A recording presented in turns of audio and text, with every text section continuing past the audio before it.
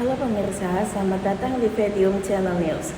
Hari ini kami akan mengulas kinerja keuangan konsolidasian PT XL Axiata Tbk untuk tahun 2022 hingga 2024. Nah, dalam laporan resmi perusahaan, kita akan melihat perkembangan pendapatan, beban operasi, arus kas, hingga posisi keuangan terbaru XL Axiata. Sebagai salah satu penyedia telekomunikasi terbesar di Indonesia. Tidak hanya itu, kami juga akan membahas lebih dalam terkait struktur grup, pergerakan NCI, transaksi pihak berelasi, hingga perubahan kepemilikan yang terjadi selama tahun berjalan. Nah, simak laporan selengkapnya hanya di Medium Channel News. Nah, pemirsa, PT XL Axiata Tbk merupakan entitas induk yang mengendalikan beberapa perusahaan dalam grup usaha telekomunikasi dan layanan digital. Struktur grup ini konsisten digunakan sepanjang tahun 2022 hingga 2024. Nah, karena seluruh entitas anak tersebut menjadi bagian dari laporan keuangan konsolidasian dalam 3 tahun terakhir. Sebagai induk, XL Axiata memegang kepemilikan mayoritas yang umumnya mencapai 100% pada entitas anak yang bergerak di bidang infrastruktur jaringan, manajemen layanan, sistem digital, hingga penyewaan perangkat. Entitas-entitas ini menopang operasional XL Axiata mulai dari pembangunan jaringan, pelayanan pelanggan, hingga pengembangan layanan digital. Dengan pengendalian penuh atas hampir seluruh entitas tersebut, XL Axiata memastikan bahwa strategi keuangan, investasi, dan operasional grup berjalan secara terintegritas. Hal ini terlihat dari laporan konsolidasian 2022 hingga 2024, di mana seluruh pendapatan, beban, aset, dan liabilitas dari entitas anak disatukan dalam laporan induk pada tahun 2024. Kepentingan non-pengendali yang tercatat hanya sekitar 161 miliar rupiah. Nah, menunjukkan bahwa proporsi kepemilikan XL Axiata pada entitas anak tetap dominan, sebagaimana juga terjadi pada tahun 2023 dan 2022. Dengan struktur kepemilikan mayoritas tersebut, XL Axiata mempertahankan kendali penuh terhadap arah bisnis grup selama 3 tahun berturut-turut. Pemirsa, salah satu bagian yang paling menarik dalam laporan keuangan konsolidasian PT XL Axiata Tbk untuk tahun 2022 hingga 2024 adalah pos goodwill. Goodwill bukan sekedar angka di laporan keuangan, tetapi cerminan dari nilai strategis sebuah akuisisi yang dilakukan perusahaan pada masa lalu. Goodwill timbul ketika XL Axiata mengakuisisi sebuah entitas dengan nilai yang melebihi aset bersih yang dapat diidentifikasi. Selisih ini yang menunjukkan keyakinan perusahaan terhadap potensi masa depan bisnis yang diakuisisi. Dalam kasus XL Axiata, goodwill ini terutama berasal dari akuisisi di sektor layanan dan infrastruktur telekomunikasi yang ditunjukkan untuk memperkuat operasi jaringan serta mendukung ekspansi layanan digital di seluruh Indonesia. Selama 3 tahun terakhir, yaitu 2022, 2023, dan 2024, goodwill yang tercatat dalam laporan posisi keuangan konsolidasi relatif stabil.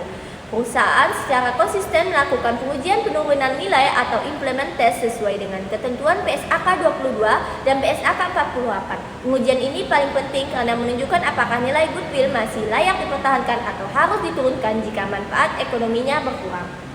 Hasil pengujian selama 3 tahun berturut-turut menunjukkan hal-hal yang menarik. Tidak terdapat impairment yang harus diakui oleh perusahaan. Artinya nilai terpulihkan dan dari hasil unit kas yang terkait dan goodwill tersebut masih berada di atas nilai tercatatnya. Ini menjadi indikator bahwa akuisisi yang telah dilakukan masih memberi kontribusi positif terhadap kinerja operasional secara proyeksi arus kas masa depan XL Axiata. Dalam catatan laporan keuangan perusahaan memaparkan pendekatan yang digunakan dalam pengujian tersebut. Umumnya melalui metode value in use yaitu dengan menghitung proyeksi arus kas masa depan dan mendestoknya menggunakan tingkat diskontan yang relatif. Pendekatan ini memastikan bahwa nilai goodwill benar-benar mencerminkan potensi ekonomi jangka panjang dari bisnis yang diakuisisi. Cuplikan catatan laporan keuangan berikutnya memperlihatkan pengungkapan yang dilakukan perusahaan terkait pergerakan goodwill, dasar penilaian, serta hasil pengujian penurunan nilai. Transparansi ini penting terutama bagi investor dan juga pangku keadilan yang ingin melihat bagaimana strategi akuisisi XL Axiata memberikan manfaatnya nyata bagi grup. Dengan tidak adanya implement selama 3 tahun terakhir, goodwill yang dicatat oleh XL Axiata dapat dikatakan tetap kuat dan terjaga nilainya, menegaskan bahwa akuisisi yang dilakukan di masa lalu masih memberi fondasi penting bagi pertumbuhan perusahaan ke depan. Pemirsa, kita beralih ke salah satu bagian penting dalam laporan keuangan konsolidasian, yaitu non-controlling interest atau kepentingan non-pengendali.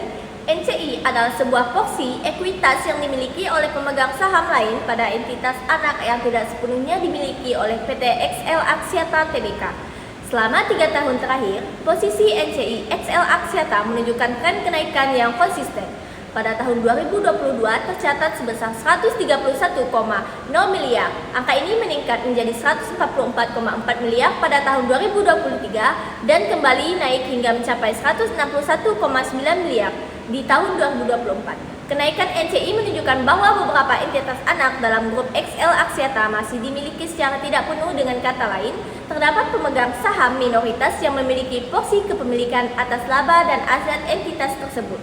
Walaupun perusahaan tidak mengungkapkan secara eksplisit nama entitas yang memiliki kepentingan non-pengendali dalam hal yang kita lihat, tren kenaikan NCI mengidentifikasikan bahwa kinerja entitas anak tersebut mengalami pertumbuhan positif selama 3 tahun terakhir. Dengan demikian, NCI dalam laporan 2022 hingga 2024 memiliki bahwa kinerja entitas anak yang memiliki kepemilikan sebagai oleh pihak lain tetap memberikan kontribusi positif terhadap struktur ekuitas grup. Nah pemirsa, kini kita masuk ke segmen transaksi pihak berelasi, bagian yang sering menjadi perhatian investor karena mencerminkan hubungan keuangan antara perusahaan dan entitas yang masih berada dalam satu grup atau memiliki hubungan kepemilikan tertentu.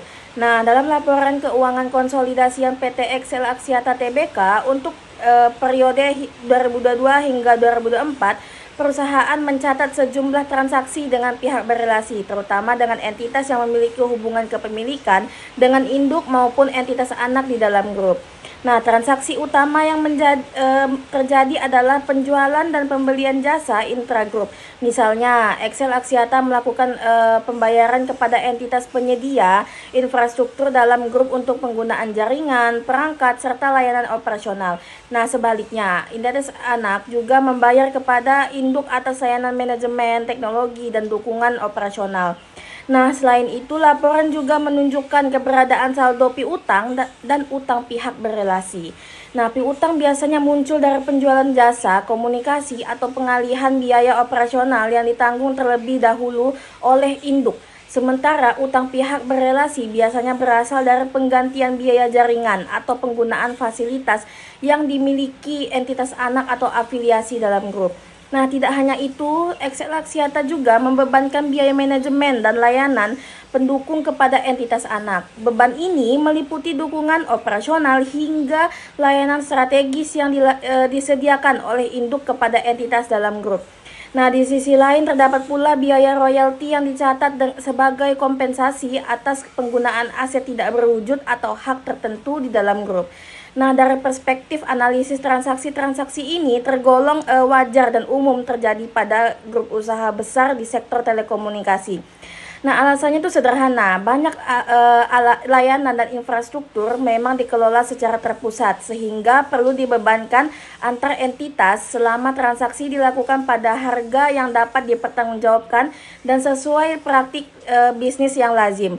Maka transaksi pihak berelasi ini tidak menimbulkan resiko signifikan bagi laporan keuangan.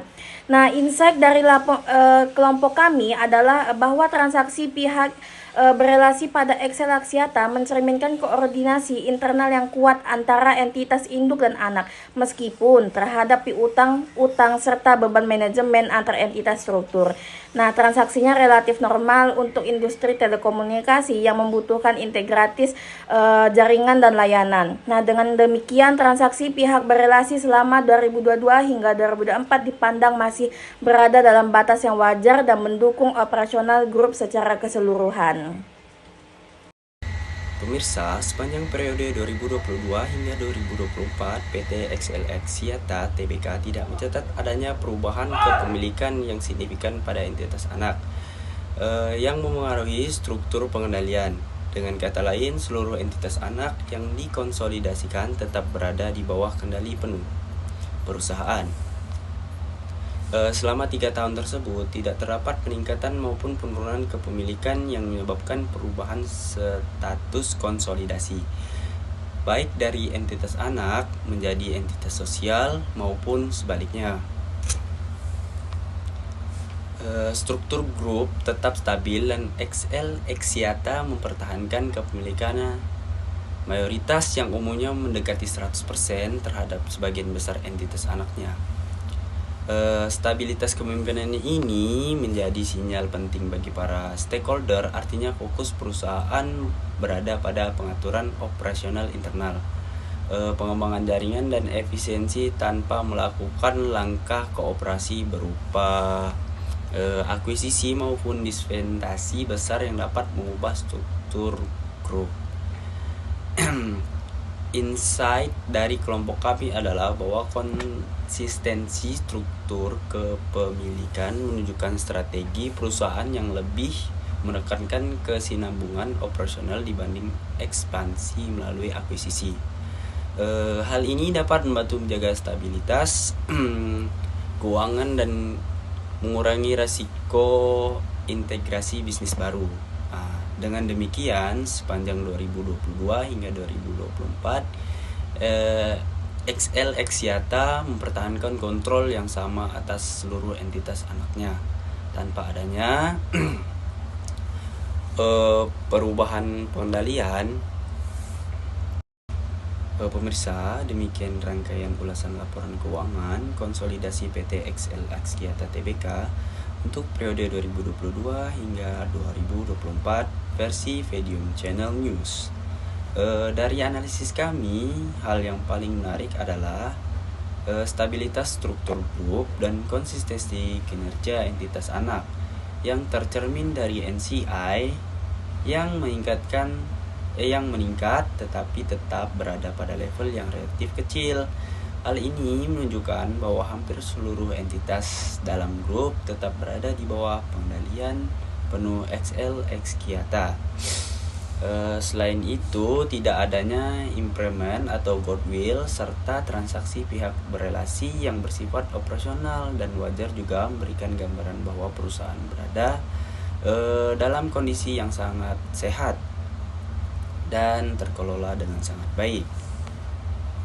Dengan demikian, laporan keuangan konsolidasi XL Axiata menampilkan kinerja yang solid dan struktur bisnis yang stabil sepanjang 3 tahun terakhir. Terima kasih telah menyaksikan laporan khusus ini. Saya Femas Febrian, pamit undur diri. Sampai jumpa pada program berita keuangan berikut hanya di Vedium Channel News, dan selamat sore.